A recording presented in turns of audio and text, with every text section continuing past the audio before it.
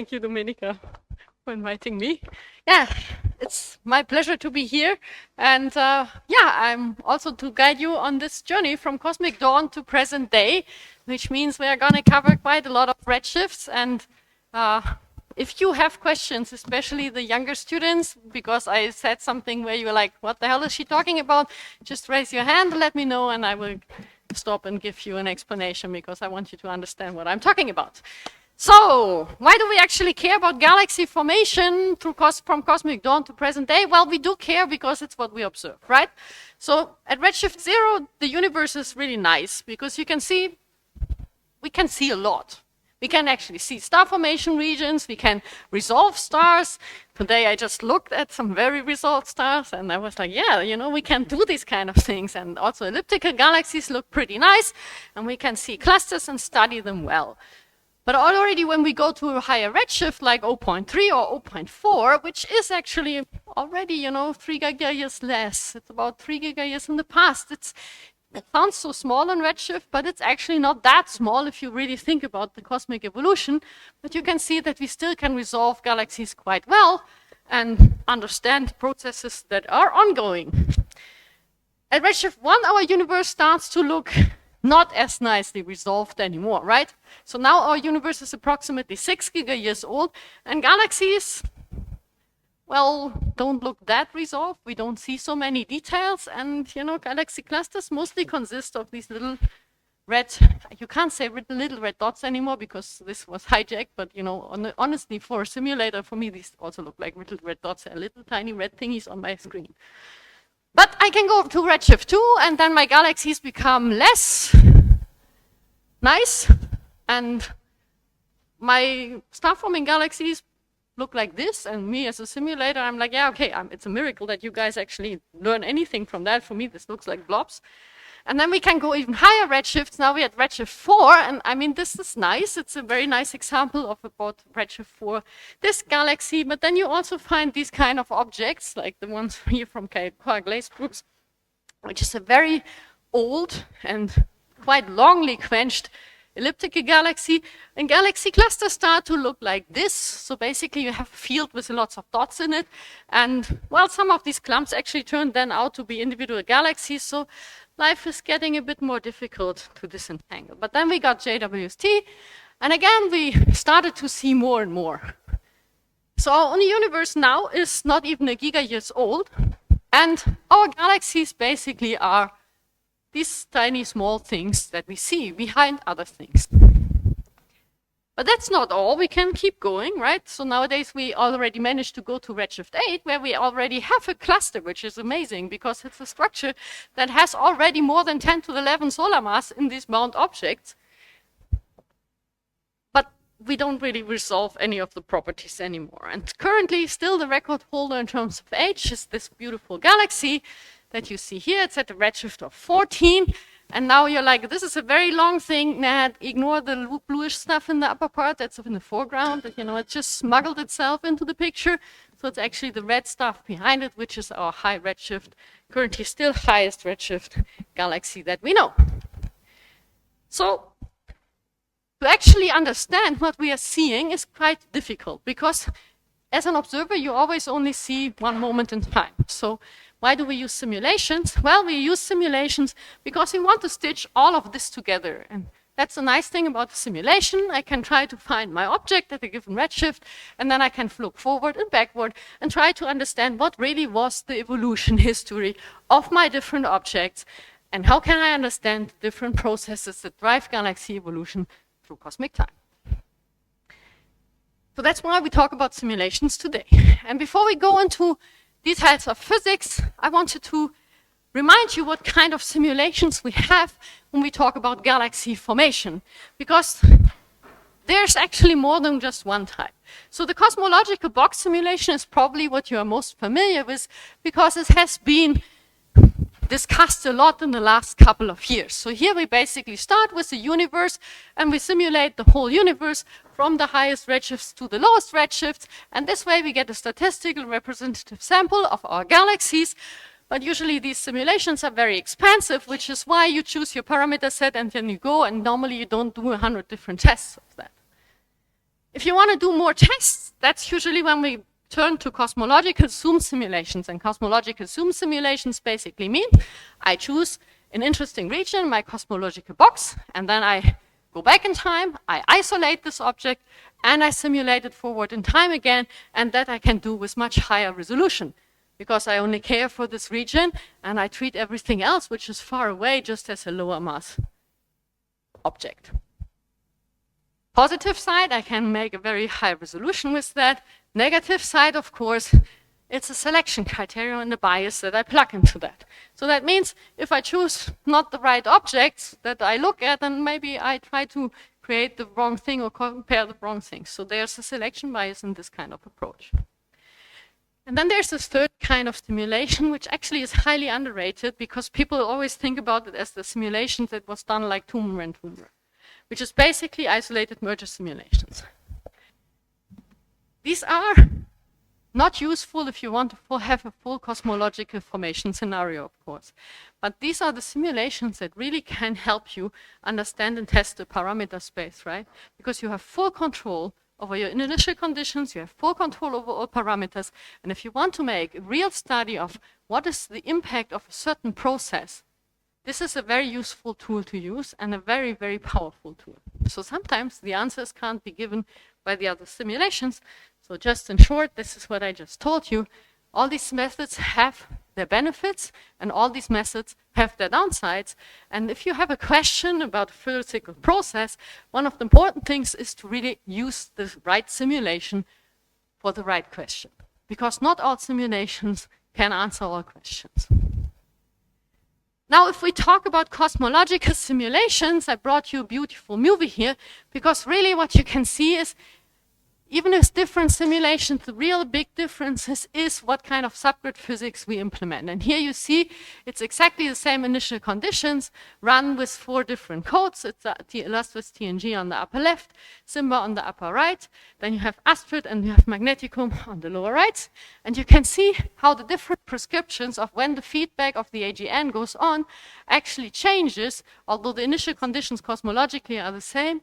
It changes what happens with the gas in these simulations. And you can see that the models that is used for Simba actually pretty strongly put the wind out, so the whole box is more or less reddish. You can see that Astrid really has the lowest of these feedbacks, and while Illustris and Magneticum have a very similar energy input, they put it in, if you saw that during the run of the movie, at a very different timing, which also then explains why the resulting galaxies are quite different also in these 2 simulations.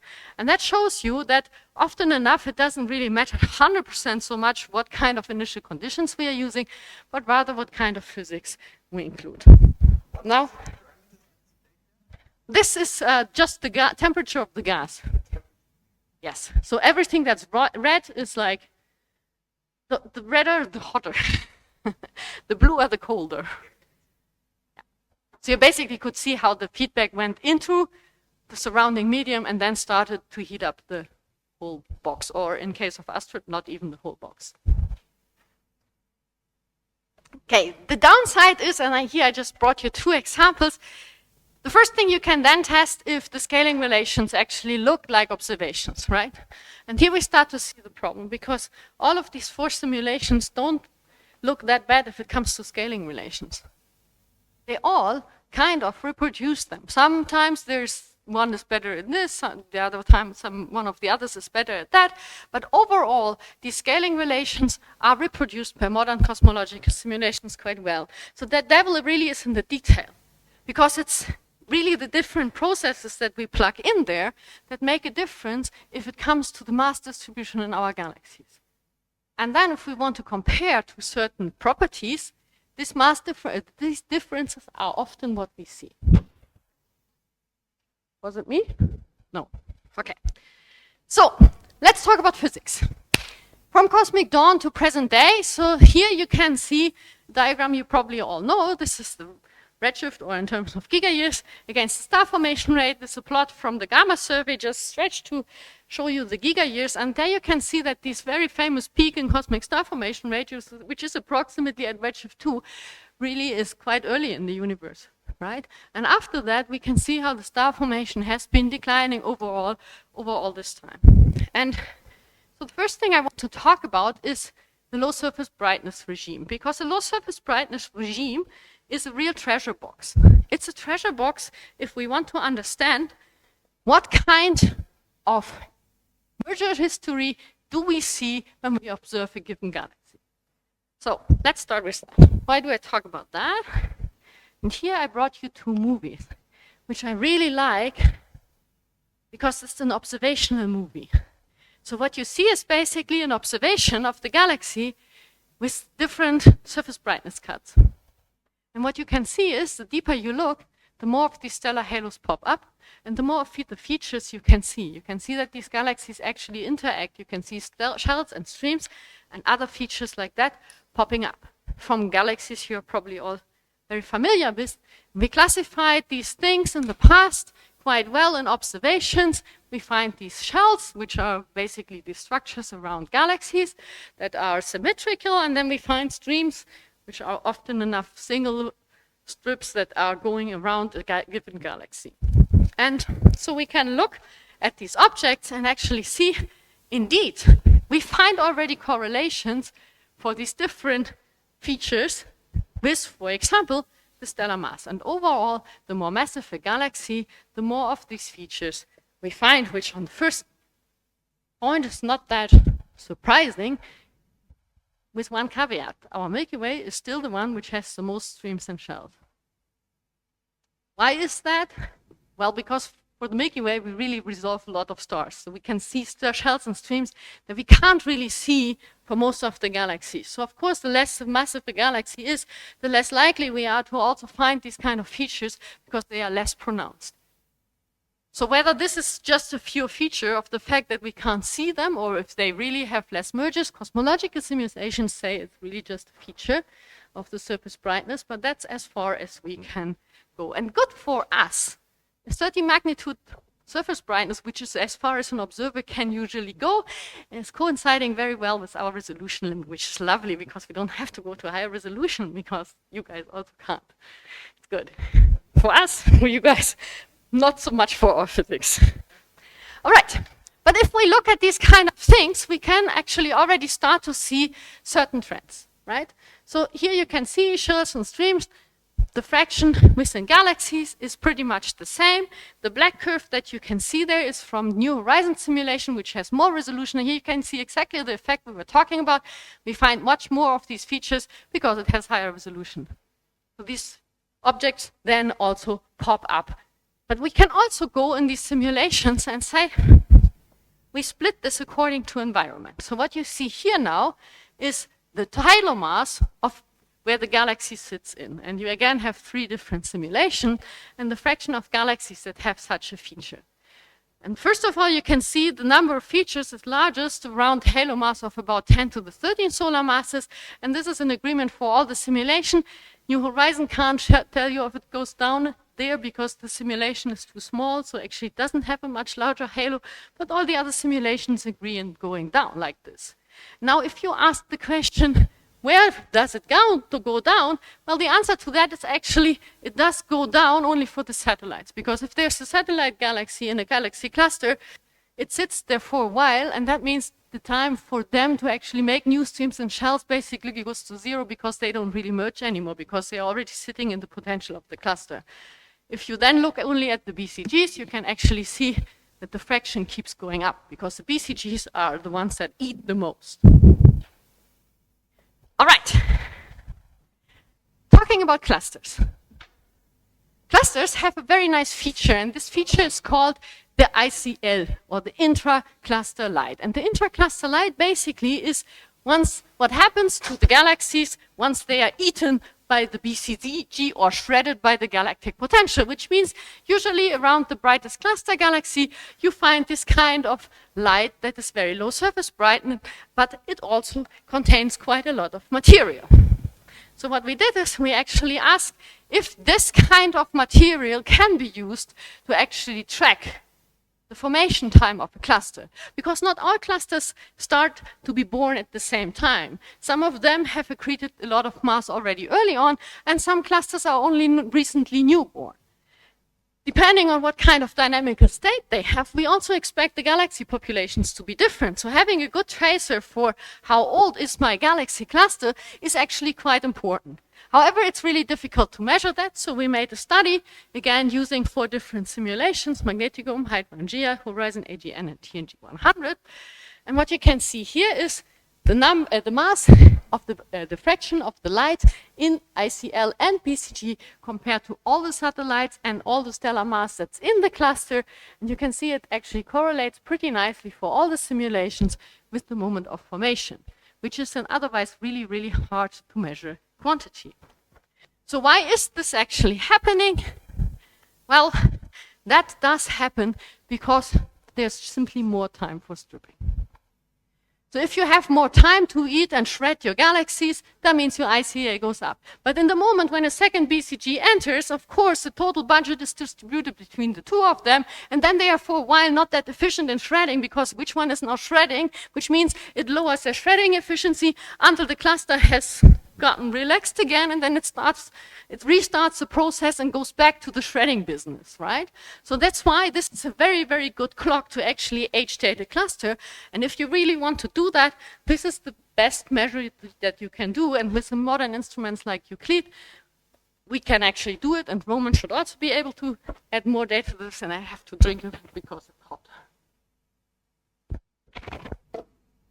So that's why looking at this low surface brightness regime really is quite important already on the cluster scale if you want to understand how galaxies actually behave in clusters of different properties. Having said that, let's go back to our treasure box, because I said we find shells and streams.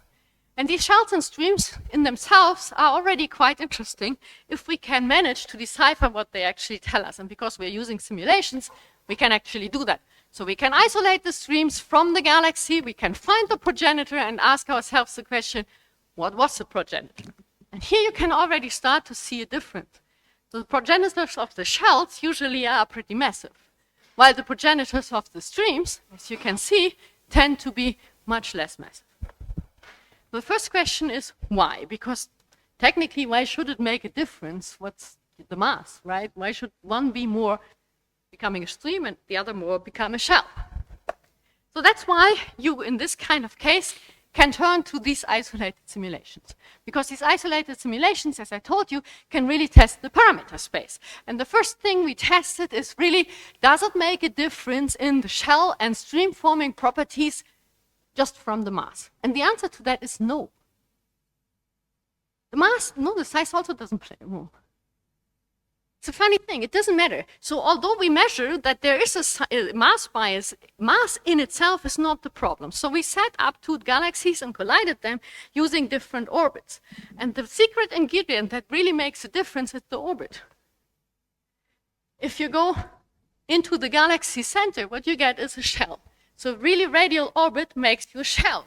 While if you actually don't go to the center, but fly around in loops, then you get a stream. Now, why would there be a mass trend? Well, because if I have something which has a very similar mass for 2 galaxies, then it will always go eventually to the center. However, if you have something small, it might go around and never actually reach the center because it has been stripped before it manages to ever spiral in. So this kind of imprint in the different masses that we find really comes from the fact that there is a bias towards what kind of orbit you have if you are a small satellite compared to if you are a big satellite. And that's an effect also seen in the BCGs. Your ICL is actually made up from the smaller galaxies, while the BCG usually eats the big ones. And that means you're having differences in where your mass is distributed. So you can ask yourself the questions, where is the mass actually deposited? And so that is something, again, where you can see if it's a radial orbit, then most of the mass goes to the center. It disturbs the whole galaxy, while if the mass doesn't go to the center, it actually deposits most of it in the outskirts, and the outskirts become more populated and also more mixed. And now you would say, hey, Rhea, this is the main merger scenario. That's something we know, right? We make a beautiful elliptical with that. Well, unfortunately, we don't always make ellipticals. This is kind of misconcept when we think about mergers. So here you have these kind of merger ratios, 1 to 100 to 1 to 5, and now we just merge them in a plane. If you match them in the plane, you're actually not destroying the disks. For the small mergers, you never enter the inner parts of the disk. What you actually do is you deposit all the mass in the outskirts, and you get an even bigger and bigger and bigger disk. And this can be up to 50 kiloparsecs, which is disks that are, in fact, observed, for example, like this one from the Dragonfly survey. So we have to be careful when we think about mergers really working havoc on a galaxy, because they don't always do. Often enough, they don't destroy the galaxy. They actually can extend it or make, even in this case, more extended disks. So people have been trying to actually split the accreted and the in situ fraction for quite some time. The question, can we always just see the accreted stuff in the outskirts and assume in the inner parts we have the self-made part? And people have also observed for a long time that often enough surface brightness profiles consist of more than one surface index distribution. Often enough you find two. So what people have been doing is using them to actually say the inner part is in situ part and the outer part describes what's secreted. Now, if you are a simulator, what you can do is you can just go to your simulation stuff, because you know what's secreted, you know what's in situ, and you can just split it up. And here you have an example. On the left hand, this is just what you get from a 3D distribution, and on the right you see the 2D distribution in projection. And what you can see is, yeah, you clearly need two such indices to do that. A single one is a really bad fit. But if you now look at blue and red, you can see that this is galaxies an overmerged galaxy. Everything is secreted. Just some stuff through major mergers and other stuff through minor mergers. So if you split this and say one is in situ and the other is secreted, you actually don't get the real thing. What you get is this mumbo jumbo. So this is the true values of what's in situ for our galaxies, and then you can see from using this double surface fit, this is, if you find a correlation in this, I don't. For me, that's not. So in that case, showing this kind of idea, they are tracing different things. They are tracing different orbits of accretion, these two different components, but they are not tracing what's in situ and what's secreted. So we can't use that to split stuff up. So what else can we do to actually split this up? Well, we have to wait a little bit, like probably 5 minutes for me to give you the answer, because for now, let's take at another low surface brightness treasure, because they are really cool and they have a lot of answers, and it's something that's really connected to observations. So one of the nicest tracers for the low surface brightness universe are globular clusters, because they are so nice and compact and you can really see them well. And here I brought you a galaxy which is NGC 4278, and NGC 4278 has this peculiar property that it actually has two different distributions in the density, in the surface brightness density, for what we call the red globular clusters and the blue globular clusters, blue being the old ones, red being the younger globular clusters. Normally, they don't always show that big of a difference, but this galaxy has a particularly strong difference. We observed that with the Wendelstein telescope to really down to 30 magnitudes, which is the purple curve that you see here, and we kind of expected the purple curve to flatten out and become more in the slope like the blue stuff, because we thought this was just the accreted component slope. Unfortunately, it really did not, independent of what we did. We also looked at the HST data. They actually show the same. And then we kind of, sometimes you have to have luck in life, right? Because we were thinking, okay, we're kind of doomed. We will never fit this out. There was data from Chandra. This is actually one of the deepest observed galaxies with Chandra. Why? Because some people wanted to understand something about binary stars, X-ray binaries. So they spent hundreds of hours on that, and which means we can actually make this kind of profile. And data was deep enough to actually make differences between different X-ray profiles to actually check for the different models what they do. And you can see they really follow pretty nicely the blue globular clusters, which shows you, indeed, the blue ones are a much better tracer for the dark matter than the red ones actually are. Now that means we can use these kind of galaxies to track merger accretion histories, which is this kind of globular clusters, which is super nice. So we went into this a bit more, and my student Lucas Valenzuela actually developed a model to trace these globular clusters in cosmological simulations.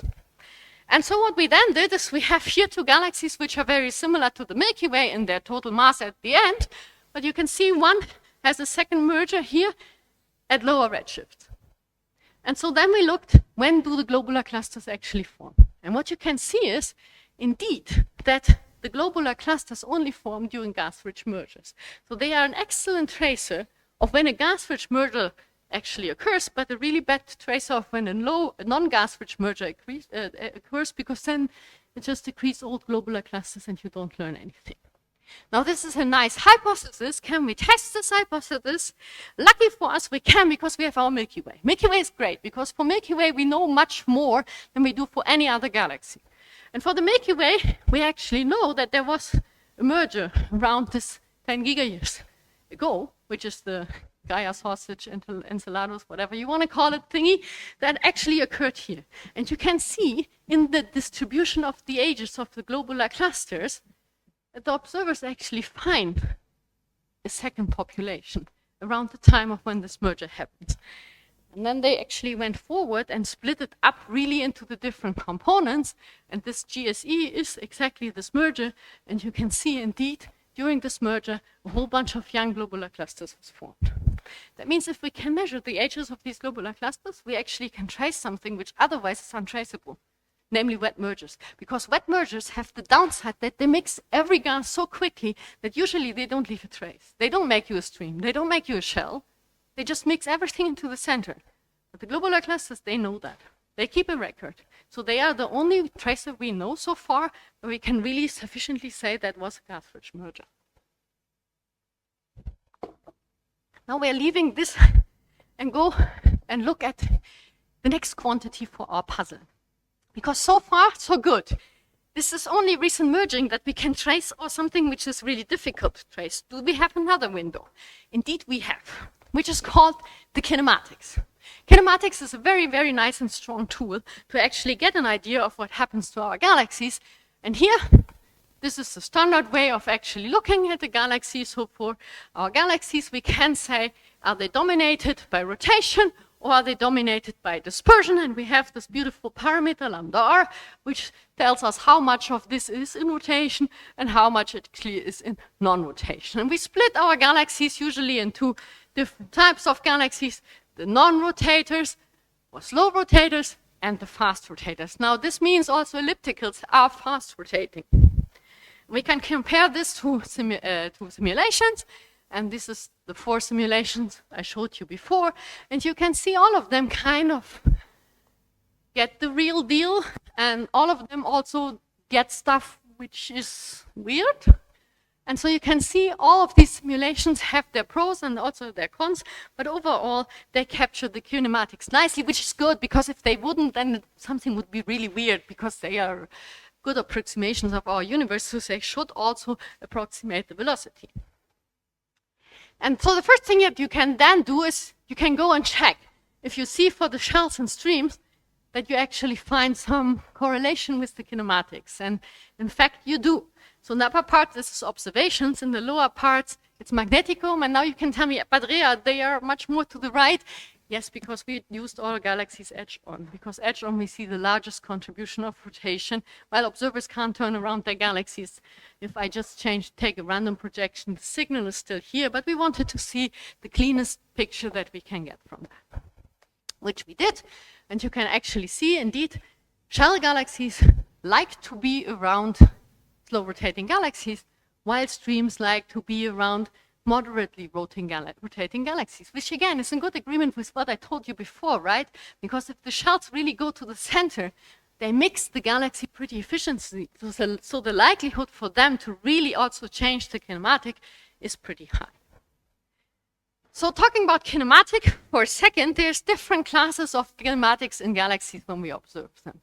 So here you can see the regular rotators, you can see the non-rotators, but you can also see some very peculiar kinds of rotation. You can see this isolated rotation, which is a decoupled core, but you can also see this very weird prolate rotation. Prolate rotation meaning the galaxy is not rotating around the short axis, it's actually rolling around in the universe, which is a very peculiar thing to see. But it's also what is most common if you look at if there's a tidal feature. So what does this tell us? First of all, yeah, we see it in observations, we see it in simulation, which means we can use the simulation to actually explain what that is. And in fact, why do you find a prolate rotator? because you have two galaxies. One is rotating like this, the other one is rotating like this, and they merge in this direction. All stars keep the orbit of the rotation because it's a dry merger, not much gas in this merger, but the distribution of the mass goes along the axis of the merger. So you get actually an elongated object in this direction, but the stellar kinematic still does that. And that way you get this very peculiar kind of rotation. You can actually check what kind of merger ratios you have for that. And again, you see it's mostly major mergers, and it's also mostly recent mergers, because these kind of dry mergers only happen in our recent universe. So for the fun of that, because every now and then I like to go observer, I looked at this beautiful JWST image, and then I used, simulators tool. I used GIMP. And I just moved around, and I changed the surface brightness, and then I found a shell around this galaxy, and I was like, okay, I can't go with a GIMP picture. That's kind of, poor science. So I gave this thing to one of my observer friends, which is Matthias Kluge, who really is an expert in getting low surface brightness stuff out of this. And so he took his code, and he made this, and then he told me, Rhea, you made this up. I was very sad, because that would have been a shell at redshift 0.3, and I was like, yeah, that would be a really high redshift for a shell. And then I looked at his masked input, and then maybe you already see it, and I realized that there's this object, and I was like, Matthias, what did your code actually mask here? And this is something we should keep in mind when we use automated codes. For the code, the shell was so bright that it actually thought the shell was a galaxy. So the code masked the shell to be a galaxy. We went in back there, we made the full thing, and here we go. This is a beautiful shell that you can see in 3 different bands around the redshift 0.3 galaxy, which is pretty nice. So we actually said, hey, what kind of kinematics do you have? And here you go, it's a prolate rotating galaxy. Pretty nice. So rotation actually tells us a lot about what happens in these galaxies. But it can also do more for us. It can solve the problem we just addressed a few minutes ago. Why can it do that? Well, because you have also higher moments of your fit if you fit this kind of Gaussian curve to your galaxy particle distribution or your light distribution. And depending on how big a wing you find or how big a peak you find, this gives you what we call the H4 parameter. So this H4 parameter you can also calculate when you have these kind of maps. You can also, for each of the cells, get an H4 parameter, but you can also get it for the full galaxy. And if you do that, you can actually see there's a certain trend with H4 that the slow rotators tend to be, more in high range of H4, while the disky parts are more in the lower range of H4, but it's not a very clear signal. Now you can tell me, Rhea, maybe this is just Magneticum. We did the same for TNG 100, and the same trend is also there. So what is going on? So the first thing we looked at is if the H4 parameter correlates, for example, with the size or the stellar mass. Point number 1, neither for simulations nor for observations we found any correlation with the stellar mass, but we found a correlation with the size. Now, this correlation wasn't super strong, so we actually looked at another parameter. This is the size again, this is H4, and then in color, although not as nicely on the screen, you can actually see the in situ fraction of the galaxies. And now if you put this into 3D, you can actually see that 3 parameters build up a plane. And this plane exists both for TNG and for Magneticum with the same kind of slope. Just the galaxies are in different parts of this plane, which is giving us confidence that this plane is actually something real. So we said, let's take some observations and just plug in H4 and R1/2 and see what happens. So here you have the ex situ fraction, here you have M star, and here you have what you get for the SAMI galaxies. And now you can say, okay, maybe this is because of the simulation. Well, you can actually see Magneticum is more on the high mass side of what's accreted. So we over-accrete a bit compared to other simulations, which is why you see that we are sitting up there. But what you can also see, the observation sitting down here in the more realistic values, because that's exactly what I said about TNG and Magneticum building up the same plane. Well, they are apparently sitting in an area where we can actually match that. That means if we can measure H4, we can indeed get the in situ fraction, which is pretty nice. Although it's expensive to measure that. I will skip this last part, minus one little thing that I would like to advertise for the people who do more stellar evolution theory in the room. If you have interest in this, my student Lucas Valenzuela also developed the first and only model we have so far, which is called PICS, for tracing planetary nebula in cosmological simulation. And why is it the first of its kind? Because there was a problem to be solved, because we couldn't reproduce by modeling the planetary nebula luminosity function. The old galaxies misbehaved. They always tilted down much earlier than they were supposed to be. So we had to solve this problem. So for stellar people, this might be interesting, because what did we have to do for solving this issue, including metallicities? All our curves for the stellar community so far had been for solar metallicities. Once we started putting in metallicities into the stellar evolution tracks that resemble elliptical galaxies, this changes the evolution tracks of the stars, and it also makes the planetary nebula brighter. So if you're interested in that, please come to me and talk to me about it. Now I will use my last 10 minutes to actually talk about the early phases of our universe, because in these early phases of our universe, we kind of seed with all the things we are seeing at low redshift.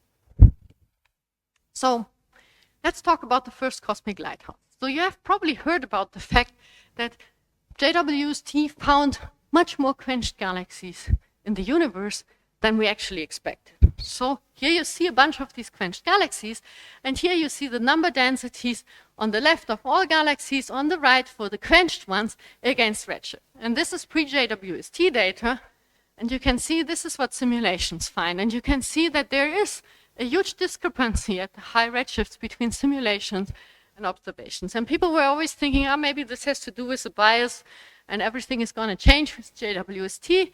Well, it did change with JWST, but not for the better. The total number densities look pretty nice, but the quenched number densities in most simulations look pretty bad.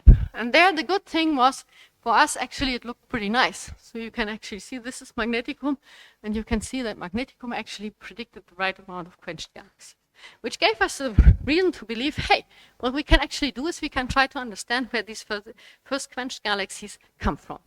And for that, we started looking at when do they form their stars and how do they form their stars. So the first thing that you can see in blue is the overall behavior of the ones that are quenched, and sand is the normal galaxies. And you can see the quenched ones just make their stars much faster and more abrupt, and you can also compare this to observations. And indeed, for getting these early quenched galaxies, one thing that you need to do is you make a lot of stars, very short time, make a burst, and then it's over. You can also see that in the metallicities, because if you look now at oxygen over iron against iron over H, you can actually see that the oxygen content is pretty high. So a very high alpha abundance, which indicates a very short starburst. So far, so good. This all makes sense and agrees well with observations, but let's take a look at why they quench. So at the first, this is a halo that I brought to you, an example from one of these quenched objects, and this is the first part where nothing special really yet is happening, and our object is accreting in the cosmic web from all directions. And if you can see it on the projection, it is actually the local overdensity at this moment in time. Then our object, it keeps accreting, but it also keeps making the stars.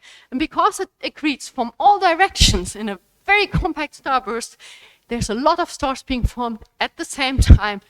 And this stellar feedback then starts making a tiny little hole, but this is not enough to really stop everything. But what then happens is actually that the AGN goes on and blows out everything. Now you could say, okay, so it's the AGN. Well, not completely. If you look at this picture, you can actually see, although it's weak on the projector, that on the left, next to this object, another much more massive structure starts to form. It just had not the head start. This one just was the one that was quicker, but there's now a filamentary structure that starts to become the dominant object in the environment. And that actually is quite important.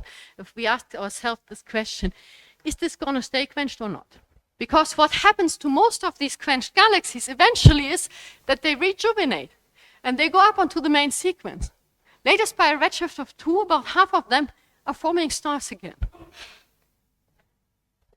And we can actually see this process at work when we look at the stars that are formed, this is an object that had been quenched at a redshift of 7.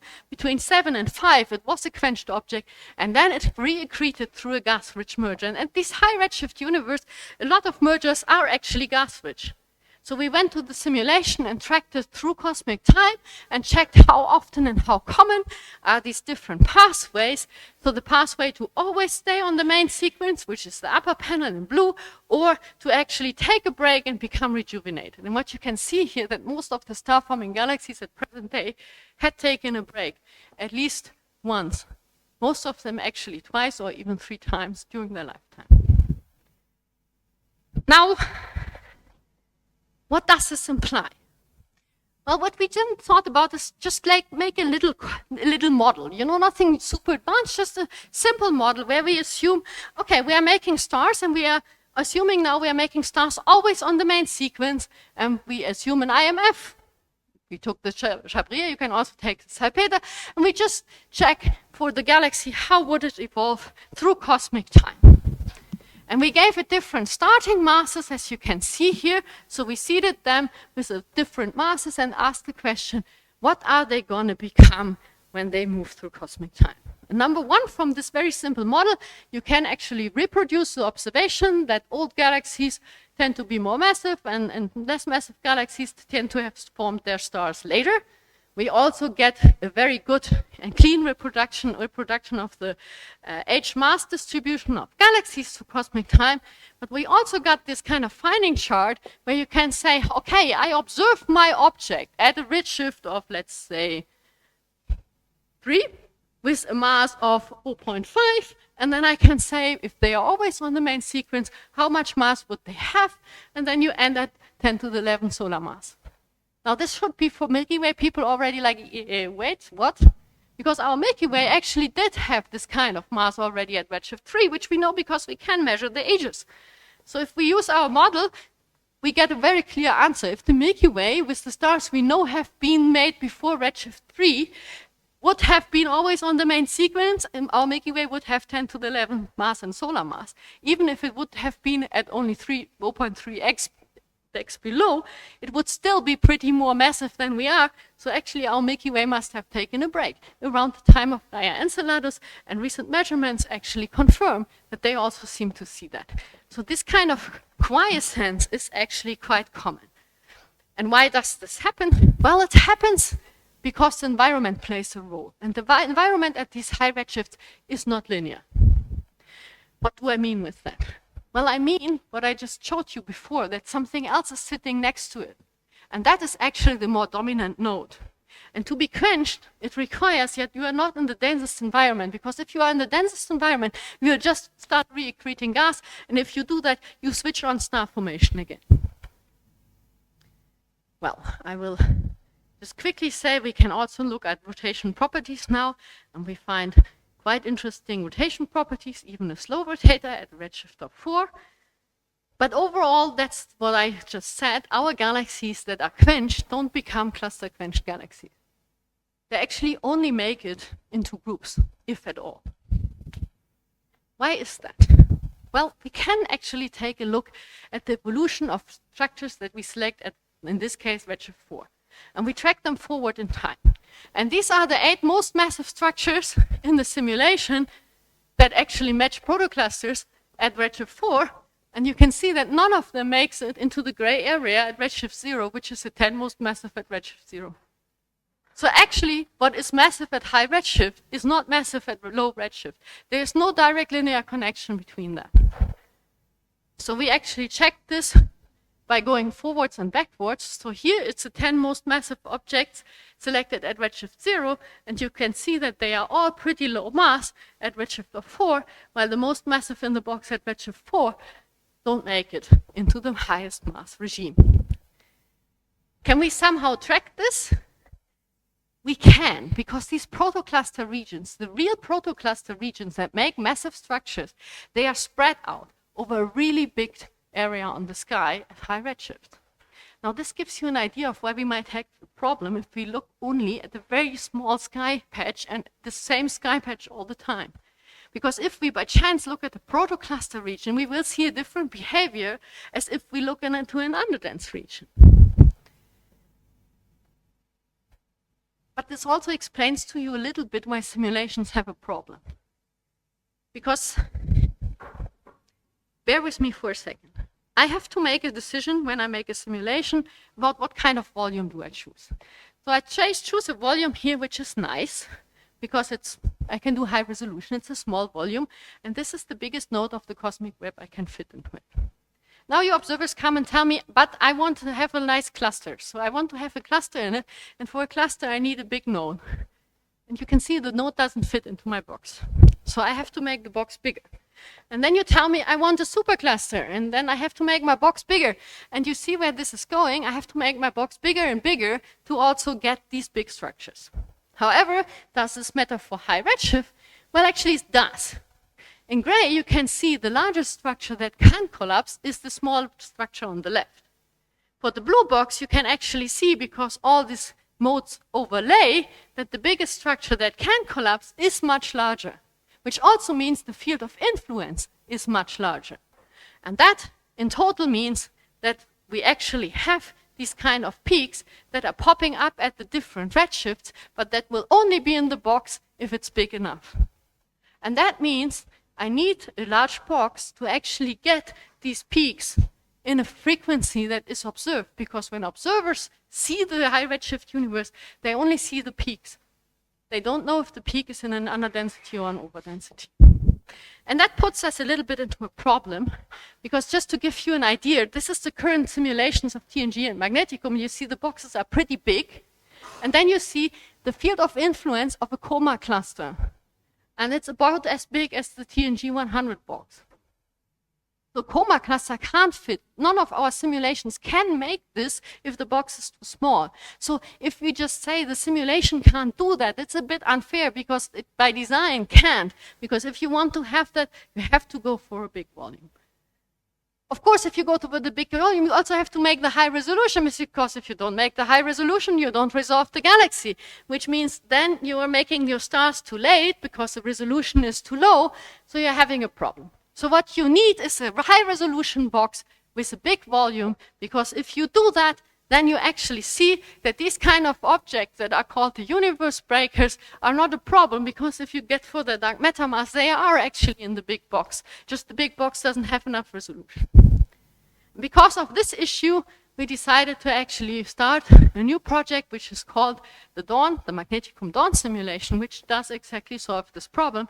It's a really big box with a 500 megaparsec box volume in the box in the flagship simulation, which then means we will have something like 15,000 galaxies that are inside this box to actually make this comparison a bit more feasible between what is observed in JWST and between what we are simulating, without worrying that the differences we find actually stem from this kind of issue.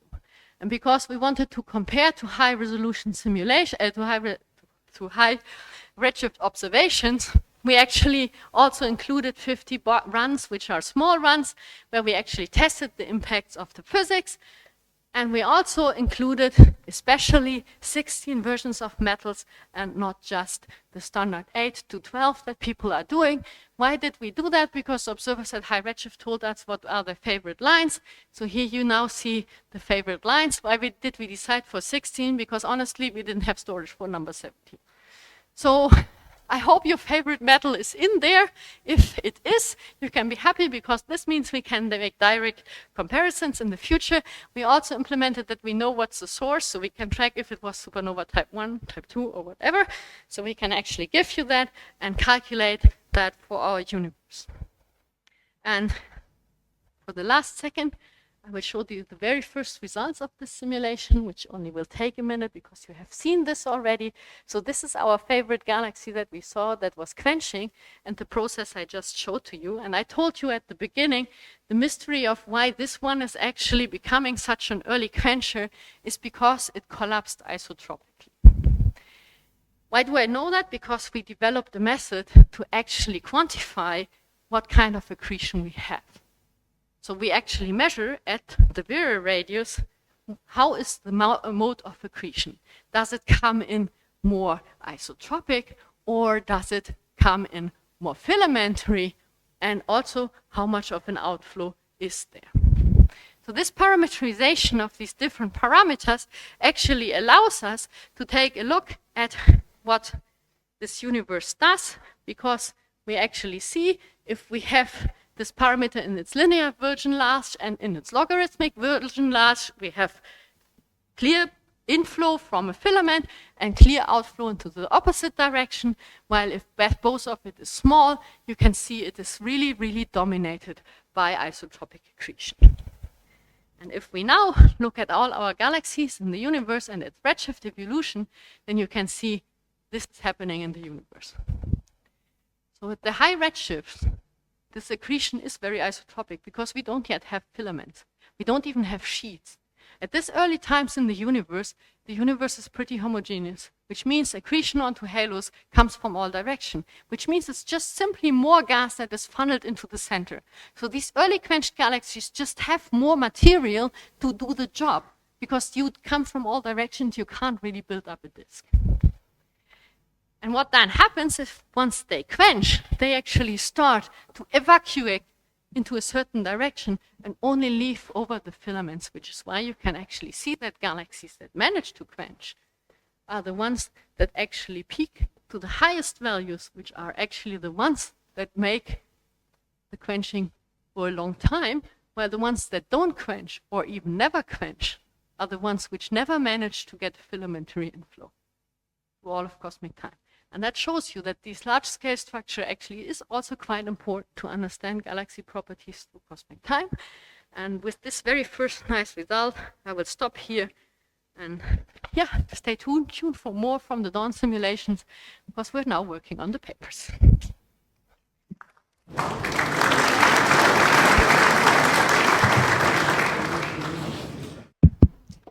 Thank you for this talk. Everybody should stay home. I will open the floor to questions, especially from students and postdocs to start. I see you in the back. Right.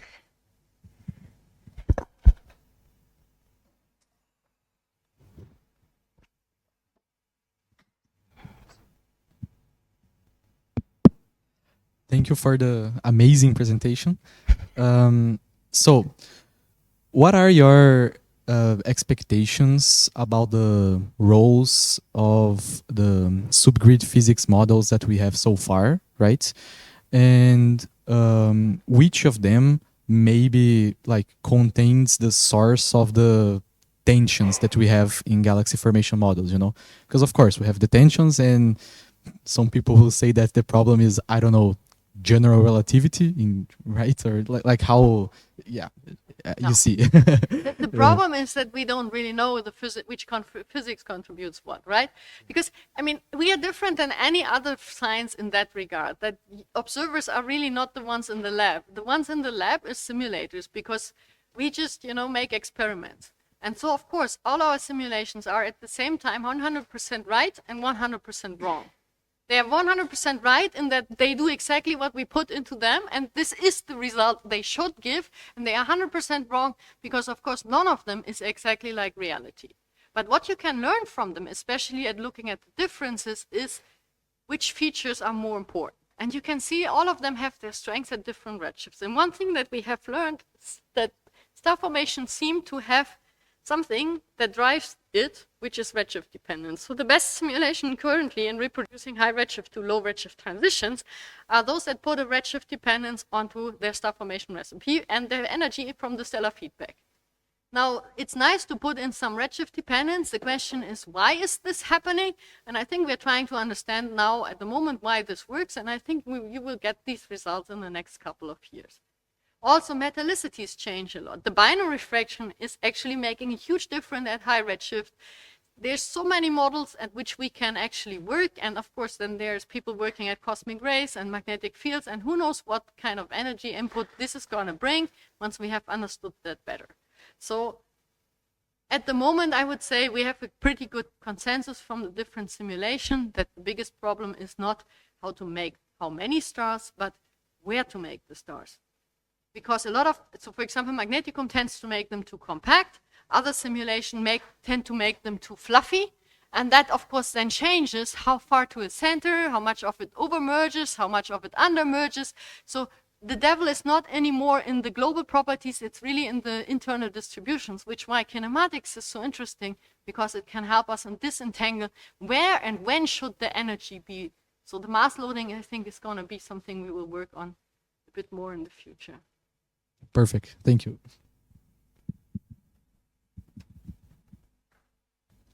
Thank you for this nice talk. You talked about quenching and rejuvenation of the galaxies and said that the AGN feedback switching on is the reason for the quenching.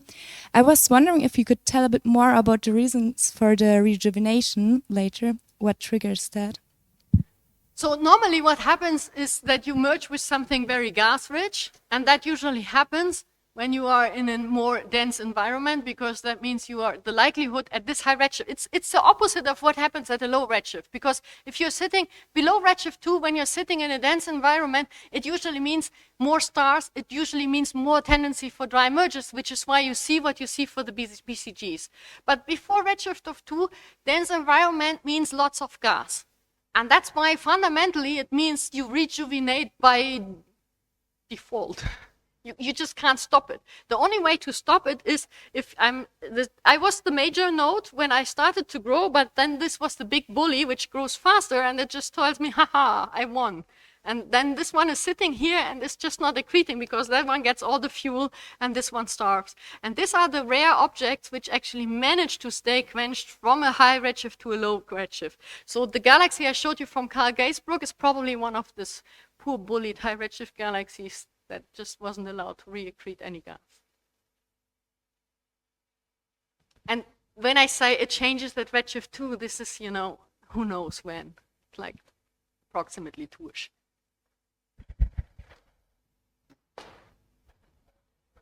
So for the Magneticum Dawn, you started commenting how the earliest galaxies, or the ones that quenched the first, collapse sort of isotropically, and then so you don't. But you also said they don't have time to form disky structures. Yes. But could you expand on this? Like, does this mean these most massive systems are actually never really forming a disk at all, and so they don't have the time.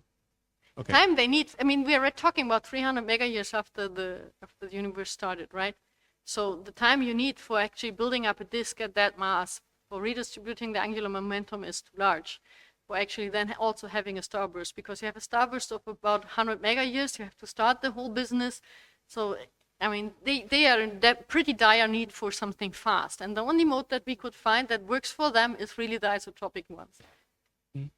Okay, so this was specifically only to target the most massive, They are at early this high quenching. redshift the most massive one. Yeah, but they will not stay like this. Most of them actually are just, they are popping up, and nearly all of them, we have seen them so far, none of them really is the big nodes. So funny enough, it seems that what becomes the BCG seem to be the ones that are waking up around the redshift of 4-ish, not the ones that are there at redshift 10. They seem to all be either eaten or starved, or so far. This simulation is not yet at the redshift where I can give you a finite answer. This is what we saw from the first test. This is what seems to happen. Yeah. But above redshift 4, then would you also have systems that are not so starbursty, but can still therefore form disks more stable? At redshift 4, we're getting pretty protoclusters with huge disks in the center, which is what the observers also see. Okay. So this is pretty nice because you have so much star formation in this. Then the BCGs are the most star-forming objects.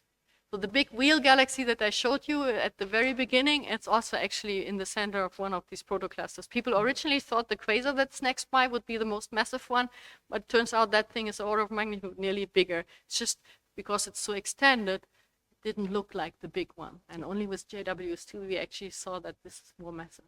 Okay, so in your picture, then the most diskiest stuff at, say, redshift 7, 8 doesn't necessarily have to be the very quiescent at lower redshift in this context, right? They can do whatever they want. Yeah, It's really, at this redshift environment is weird. It's not as linear because we are just starting to have sheets, and you can see how the more pronounced the cosmic web gets, the more we get into what we know as a classical picture from present day. But the less evolved it is, the more havoc it does. Yeah, thank you. More questions? Okay. Thank you for the talk. So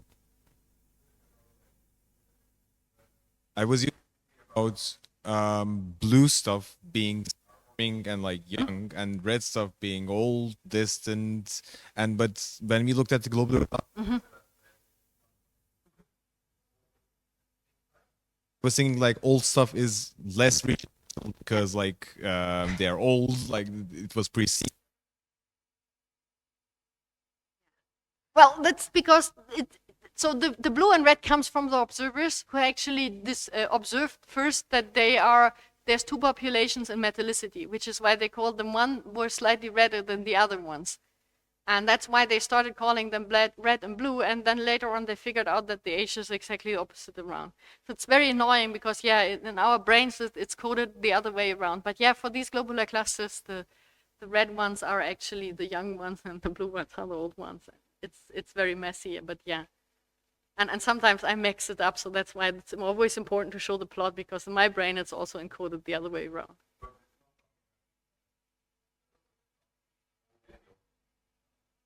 No, I mean, it is what is observed due to the metallicity differences. They seem to be more in the bluish because of the lower metallicities of the whole object. More questions? Hey, thanks for a beautiful talk. You mentioned these galaxies that are kind of baguette shaped and rotate around their long axis. Can you talk more about that? Are those stable? Do they eventually relax into normal rotating disk? What is kind of like the kinematics history of those? I love those because, you know, I had a lot of pain and fun at the same time, because you have to classify them all by hand, which means I had to look at hundreds of pictures of our galaxies and observations to actually get them. The answer to that is it's super stable if you don't disturb the system, because getting rid of this rotation of the stars is not that easy, because there's these two populations that keep doing that, and for dynamical friction to get rid of this signal takes more than the Hubble time. So we didn't manage to kill any of them in the simulation. There is two of them that are there from a redshift 2 on, and they just don't break. At redshift 2, in total, we have 6, because most of them at some point have a second merger, and even if it's just a 10-to-1, it's as if they are waiting for that because they hate being like this. As soon as even just a tiny one is flying by, they are using the chance to get rid of this unwanted signal and become a non-rotator. And all of them end up then as a non-rotator. It's just, you know, whatever comes in, they take it. So it's really a thing, as soon as you disturb the system. So it's not a configuration the system likes, but it's a configuration that can't get rid of very easily. So they are super nice, but yeah. So all with shells are recent, and the other ones, so all the ones that we are finding without any signature of merging could be indeed actually older, but since they are all from dry merging and the stellar populations are all old, I have actually no idea how to then distinguish them. Because if you are unlucky and the shell is towards you, you won't even see the shell, you won't really see all of this rotation, so you might actually have problems so I don't know how to age date them, apart from the fact that really the spike goes up with the number of dry mergers, so they are much more common below redshift 0.5. So the number spikes. And we actually checked with observations from Magnus survey and from MagPi, and you can actually see a similar kind of increase for the observations. Okay, I see no more hands, and it's very hot. Sorry. So there will be dinner with the speaker. If you're interested, then come talk to Dominica. And with that, let's thank our speaker. Thank you. Thank you.